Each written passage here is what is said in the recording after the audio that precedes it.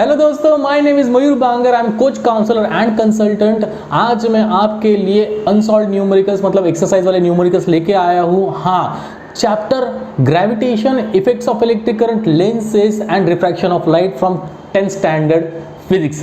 इसके न्यूमेरिकल्स आपके लिए एक्सरसाइज में सॉल्व करके मैं लेके आया हूँ। दोस्तों, अगर वीडियो अच्छा लगे तो लाइक, शेयर, सब्सक्राइब करना और नोटिफिकेशन बेल बजा देना। उसका रीजन ये है कि इसके बाद मैं career related videos, online admission process, aptitude testing से सारे वीडियोस पोस्ट करने वाला हूँ, तो ताकि सारी इंफॉर्मेशन आप तक पहुंचती रही। चलिए देखते हैं unsolved numericals. Chapter number 1 gravitation, बहुत इंपॉर्टेंट चैप्टर है। चैप्टर 1 ग्रेविटेशन के न्यूमेरिकल्स की बात करेंगे हम लोग। Solve numericals already text book में है, हम लोग अनसॉल्व न्यूमेरिकल्स मतलब एक्सरसाइज के न्यूमेरिकल्स को देखेंगे। क्वेश्चन नंबर 5 से ए वाला न्यूमेरिकल, ये न्यूमेरिकल करने के लिए हम लोग को कुछ फॉर्मूलाज को पहले सेटअप करना पड़ेगा। Formula number 1, kinematical equations. Kinematical equations आपको पता ही रहेगा दोस्तों, 9th स्टैंडर्ड में आपको काइनेमेटिकल इक्वेशंस थे। Kinematical equation number 1, 2 and 3। अगर 3 इक्वेशन हम लोग देखना चाहे तो kinematic equation 1 is v is equal to u plus a t. दूसरा वाला है s is equal to u t plus half a t square. तीसरा वाला है v square is equal to u square plus 2as। अभी यही हम लोग अगर फ्री फॉल में देखेंगे, ठीक से देखना, फ्री फॉल मतलब कोई भी चीज ऊपर से गिर रही है नीचे, जिसके ऊपर अर्थ के ग्रेविटेशनल इन्फ्लुएंस और ग्रेविटी के अलावा कोई भी और फोर्स नहीं है और कोई भी चीज नहीं उसको ढकेला नहीं है, तो उसमें अर्थ का ग्रेविटेशनल इन्फ्लुएंस वाला एक्सेलरेशन ड्यू टू ग्रेविटी, वो जी हम लोग दे रहे हैं। एक्सेलरेशन को हम लोग जी लिखेंगे और वो कोई भी इनिशियल स्पीड नहीं रहेगा। So initial velocity you become 0, ऐसे हम लोग बोलेंगे उसको। इनिशियल वेलोसिटी को 0 कर दिया, इनिशियल वेलोसिटी 0 और acceleration is acceleration due to gravity only, कोई और दूसरा कोई फोर्स नहीं है उसके ऊपर, तो वो हम लोग इसको फ्री फॉल बोलेंगे। इसके ऊपर न्यूमेरिकल्स आते हैं बोर्ड में काफी बार। सो कैसे लिखेंगे हम लोग, इस पर्टिकुलर का बन जाएगा, इसका बन जाएगा 1 2 3। क्या लिख रहे हैं हम लोग को, u is equal to 0, a is equal to g। u 0 कर दिया तो v becomes v is equal to gt। देखिए आप, v becomes v is equal to gt। Number 1, s becomes s is equal to u 0 हो गया half g t square यहाँ पे। And तीसरे वाले का बनेगा v square is equal to 2gs, क्योंकि u 0 है और a है g। तो ये फ्री फॉल के 3 इक्वेशन है, ये हम लोग को ध्यान में रखने पड़ेंगे, इसी के ऊपर न्यूमेरिकल्स रहेंगे। फ्री फॉल मतलब जैसे मैंने बोला, फोर्स कुछ भी नहीं है उस पर्टिकुलर चीज के ऊपर, वो डायरेक्टली जाके ग्राउंड पे जाके हिट करेगी। तो अगर फोर्स कुछ नहीं रहेगा तो u बिकम 0, जिसको हम लोग ने यूटिलाइज किया, और ये एक्सेलरेशन ड्यू टू ग्रेविटी है, नीचे खींच रही है उसको, इसीलिए ये पर्टिकुलर फ्री फॉल ऐसे कॉन्सेप्ट यहाँ पे आ गया है।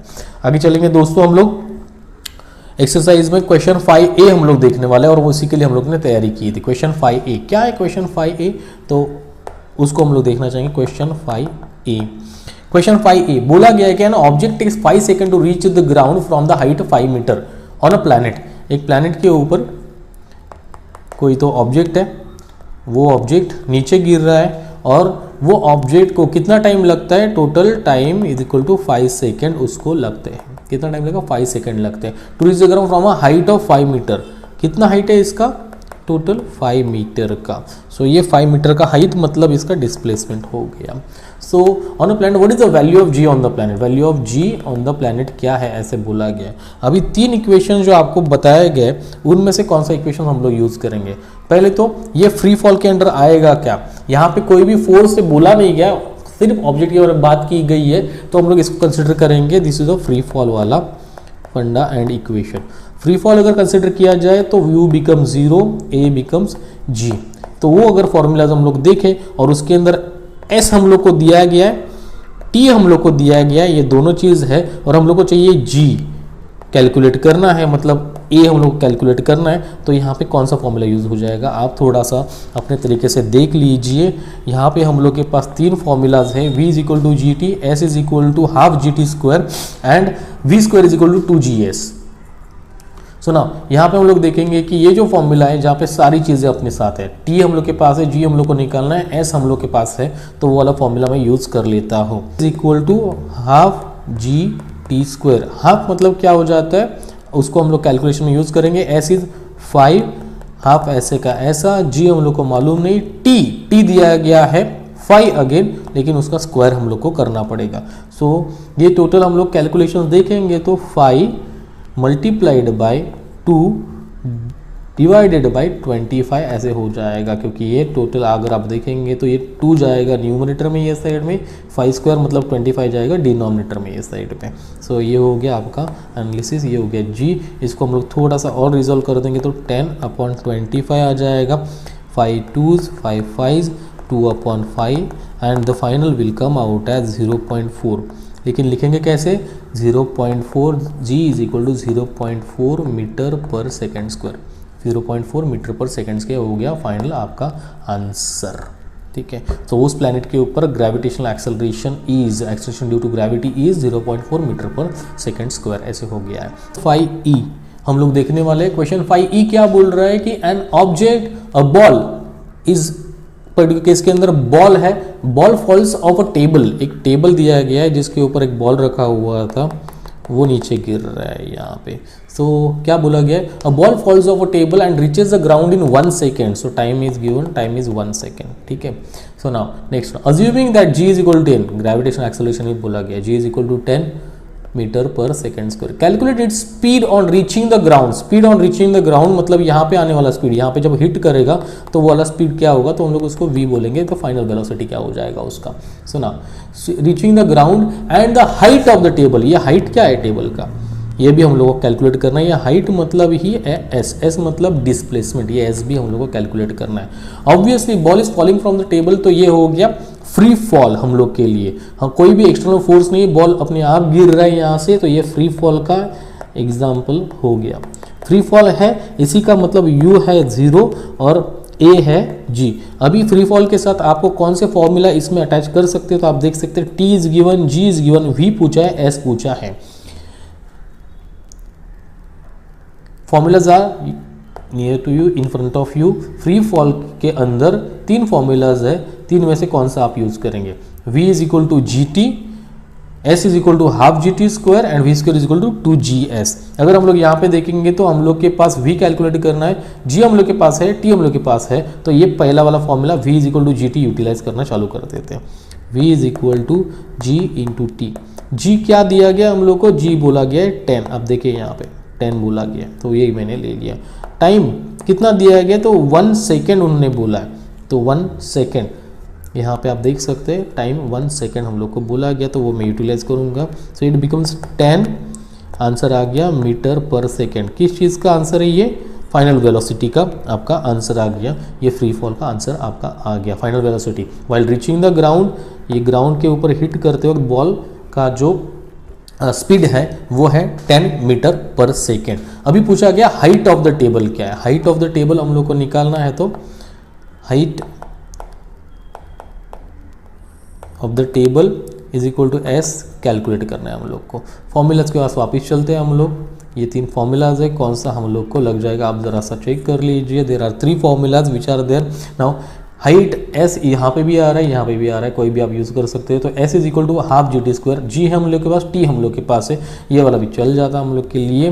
तो अभी s is equal to half g t square में यूज़ कर लेता हो, आप कोई भी और दूसरा वाला भी यूज़ कर सकते हैं। s is equal to half g t square, तो ये हो गया हाफ इंटू जी हम लोग के पास 10, टी हम लोग के पास 1 का square, so 1/2 multiplied by 10 multiplied by 1 equal to 5 metres, ये आ गया। बहुत ही ज़्यादा इजी सम है, आराम से आपको कर सकते हैं। सो हाइट हो गया 5 metre, speed on reaching the ground और velocity on reaching the ground becomes 10 metre per second. दोनों आंसर आपके आ चुके हैं, तो आपका ये पूरा सम हो चुका है फिलहाल। क्वेश्चन 5D,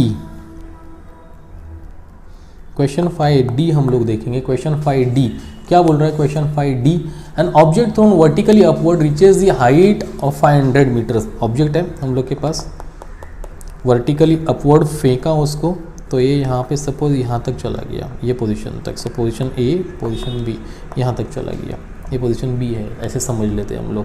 क्या बोल रहा है कि an object thrown vertically upward reaches the height of 500 metre, तो ये हाइट आपका बन गया 500 मीटर जो है डिस्प्लेसमेंट, सीधा सीधा, ठीक है। So now what was it's initial velocity, obviously इसका इनिशियल, ये फ्री फॉल नहीं है, ये इनिशियल वेलोसिटी u 0 नहीं हो सकता, ये क्या है ऐसे पूछा गया उन्होंने, नीचे से ऊपर फेंका है, फ्री फॉल मतलब ऊपर से नीचे आएगा। यहाँ पे इनिशियल वेलोसिटी पूछा है, how long will the object take to come back to the earth.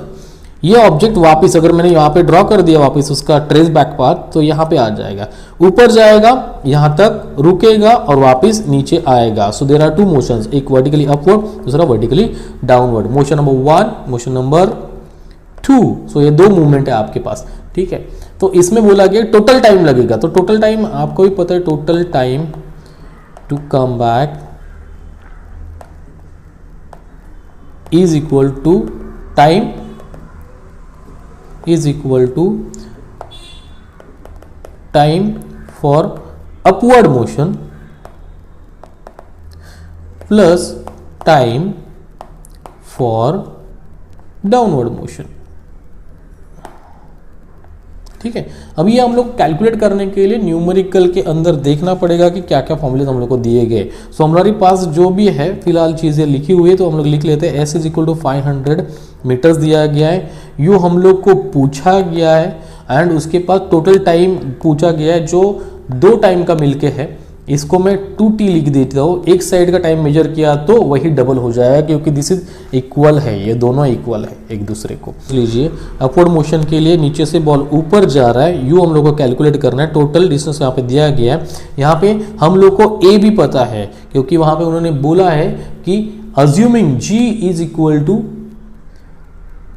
10 metre per second square, तो ये हम लोग लिख लेते हैं, g is equal to 10 metre per second square. ये क्यों दिया गया बोल देता हूं। अपवर्ड मोशन में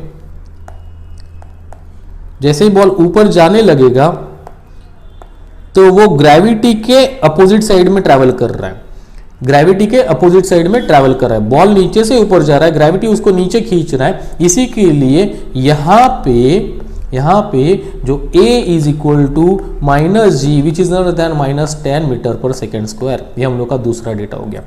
माइनस क्यों? क्योंकि the motion is upward.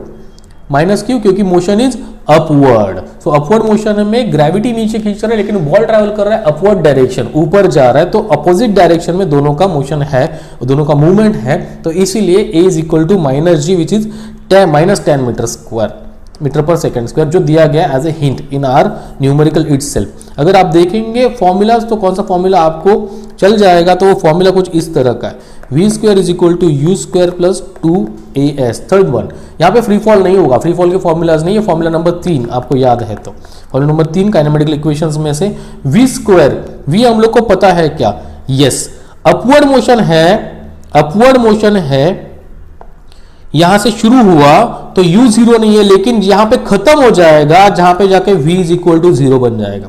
Hope you are understanding guys.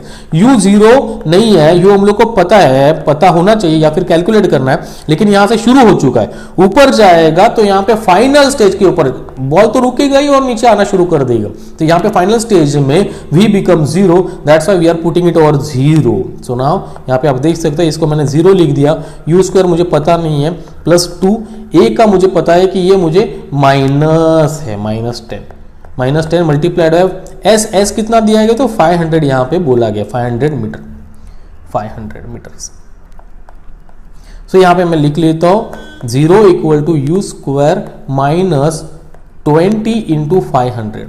अगर आप ठीक से कैलकुलेट कर लेते हैं तो ये यू स्क्वायर को एक साइड में लिया, लेफ्ट साइड में ये चला जाएगा यहाँ से यहाँ तक, मतलब ये भी पॉजिटिव हो जाएगा। The answer is u square is equal to 10,000।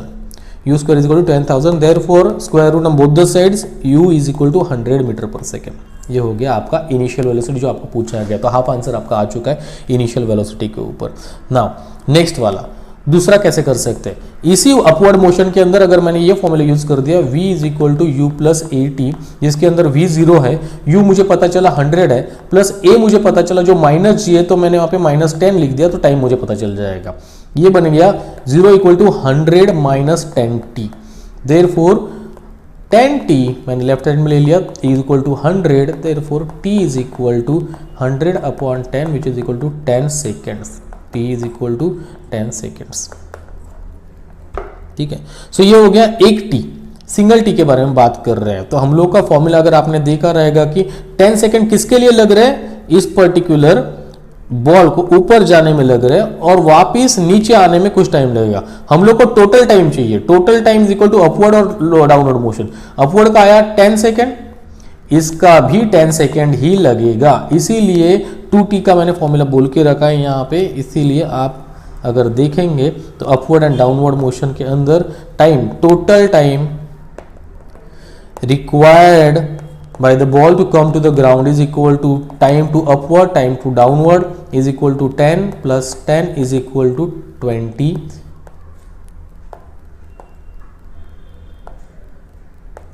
20 second. ये हो गया आपका total answer. So 100 metre per second and 20 second becomes your answer. So this is the end of question 5D। Question 5D खत्म हो चुका है दोस्तों।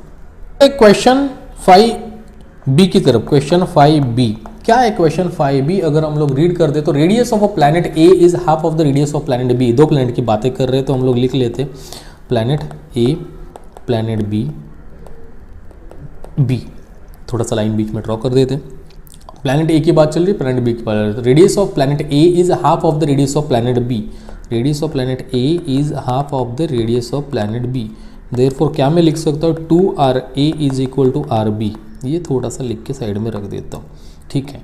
नाउ नेक्स्ट पूछेंगे हम लोग, if the mass of planet A, यहाँ पे मैंने RB लिखा नहीं, यहाँ पे छोड़ देता हूँ, RB इसका है। If the mass of A is MA, if mass of A is MA मतलब प्लैनेट ए का मास को MA बोलो। What must be the mass of B, what must be mass of B so that the value of, मतलब mass of B क्या होना चाहिए, ठीक है। इन टर्म्स में ही आएगा, ये MA के टर्म्स में ही आएगा, दूसरे किसी टर्म्स में नहीं आ सकता, ठीक है। डायरेक्ट वैल्यू नहीं आएगा, ये रेशियोज में आ जाएगा या फिर उसके टर्म्स में आएगा, कितना बड़ा कितना छोटा है।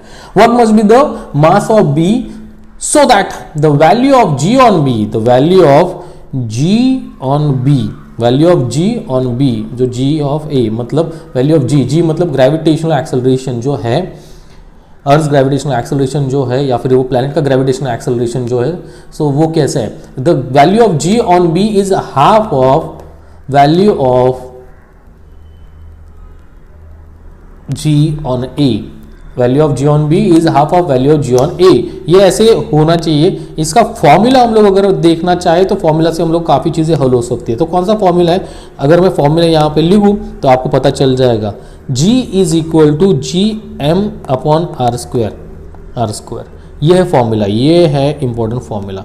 G is equal to GM upon R square, जिसके अंदर अर्थ ग्रेविटेशनल एक्सेलरेशन मतलब किसी प्लैनेट का gravitational acceleration, gravitational constant, universal constant of gravitation, mass of the planet and radius of the planet, इसकी बातें हो रही है, ठीक है। सो ये इसका इक्वेशन है। मैं वहाँ पे पुट करने की कोशिश करता हूँ, देखते हैं क्या उसमें हम लोग को आंसर्स मिलते हैं, ठीक है।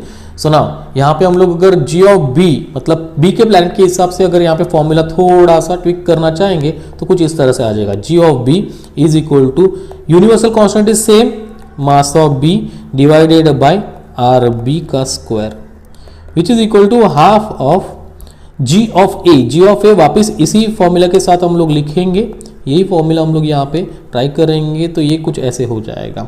G ऑफ A, G ये तो यूनिवर्सल कांस्टेंट है, सेम रहेगा। प्लैनेट A का मास MA, प्लैनेट B का मास MB जो लिखा था ऊपर, प्लैनेट A का G ऑफ A के प्लैनेट A का रेडियस का स्क्वायर, RA का स्क्वायर नीचे, ठीक है। Hope you guys are understanding it. Now next पे चले जाएंगे हम लोग। यहाँ पे हम लोगों ने ये कर लिया तो आप देख सकते हैं यहाँ पे G कॉमन है जिसको हम लोग कट कर सकते हैं, लेफ्ट साइड में भी है राइट साइड में, उसको हम लोग कट करके ख़त्म कर सकते हैं। फिलहाल के लिए हम लोग को क्या चाहिए था?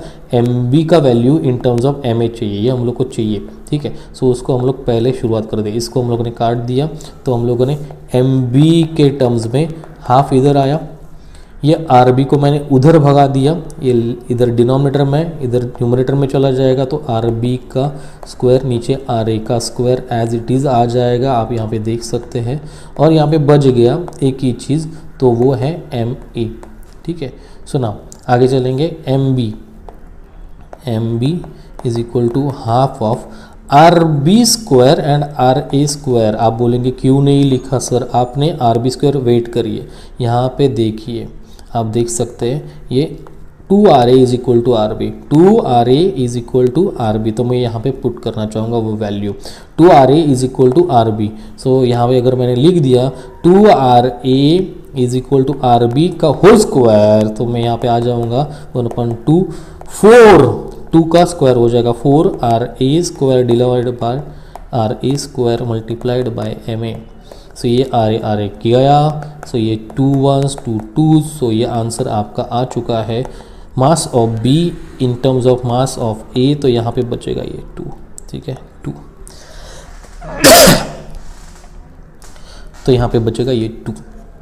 मास of B is equal to twice the mass of A, मतलब प्लैनेट B का मास प्लैनेट A के मास के डबल है।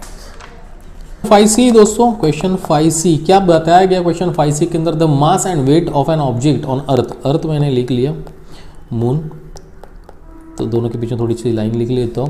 The mass and weight on the object on the earth, तो mass on earth is equal to 5 kilogram and weight is equal to weight on earth is equal to 49 newton, ठीक है। तो respect what will their values on moon, अभी ये values क्या हो सकती है, अभी मैं डायरेक्टली बोल देता हूँ पहले, ये अगर मास ऑन अर्थ है तो मास किसी भी प्लैनेट के ऊपर जाओ सेम ही रहने वाला। So mass on moon is equal to 5 kilogram only, पहला आंसर आ चुका है आपका, खुश, पहला आंसर आपका आ चुका है। कहीं पे भी जाओ ऑल ओवर द यूनिवर्स किसी भी प्लैनेट के ऊपर मास तो सेम ही रहने वाला। बची बात वेट ऑन मून कितना है, उसके लिए कंडीशन है assume that the acceleration due to gravity on moon is 1/6 of the acceleration due to gravity on earth, ये कंडीशन है आपकी, ये कंडीशन आपको बताएगी, इसके ऊपर बेस करके आपको वेट ऑन मून की कैलकुलेशंस करनी है। अभी पहले तो हम लोग वेट ऑन अर्थ जो दिया गया तो उसके ऊपर थोड़ी से काम कर लेते हैं। वेट ऑन अर्थ कैसे कैलकुलेट करते हैं, weight on earth is equal to mass on earth multiplied by gravitational acceleration on earth, तो mass on earth multiplied by gravitational acceleration on earth. So weight on earth given 49, therefore GE is equal to 49/5, ये आ गया आपका gravitational acceleration on अर्थ पहुंच चुका है। Now here we go, अगर ये चीज़ सही है तो इसी के साथ आप देखेंगे कि ग्रेविटेशनल एक्सेलरेशन ऑन मून की भी बात की गई है। So gravitational acceleration on moon is equal to 1/6 into 49/5, लेकिन ये हम लोग को चाहिए नहीं, हम लोग को चाहिए वेट ऑन मून। मैं कैलकुलेशन जानबूझ के नहीं कर रहा हूँ, मैं जानबूझ के कैलकुलेशन नहीं कर रहा हूँ, मैं यहाँ तक चले जाऊँगा ताकि मैं एक ही बार कैलकुलेशन करूँ, बार बार ना। Weight on moon is equal to mass on moon multiplied by gravitational acceleration on moon.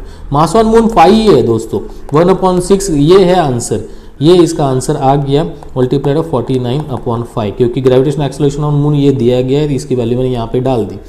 आगे करेंगे हम लोग तो पता चलेगा कि ये 5 और 5 कैंसिल हो जाते हैं, 49/6 will be the final answer की ओर हम लोग चलेंगे। Weight on moon becomes 49/6 which is 8.167 newton. 8.17 लिख सकते, 8.167 लिख सकते, तो दोनों आंसर आपके आ चुके हैं। पहला वाला आंसर था मास ऑन मून क्या है वो, और दूसरा वाला आंसर है वेट ऑन मून क्या है, तो दोनों आपको पता चल चुके हैं। दोस्तों आई होप आपको ये न्यूमेरिकल्स अच्छे लग रहे हैं और एक्सरसाइज से काफ़ी ज़्यादा हेल्प हो रही है। सॉल्व न्यूमेरिकल्स के साथ साथ अनसॉल्व जो न्यूमेरिकल्स है वो बोर्ड पूछ लेता है, कभी कभी रिपीट भी हो जाते हैं सेम नंबर्स के साथ।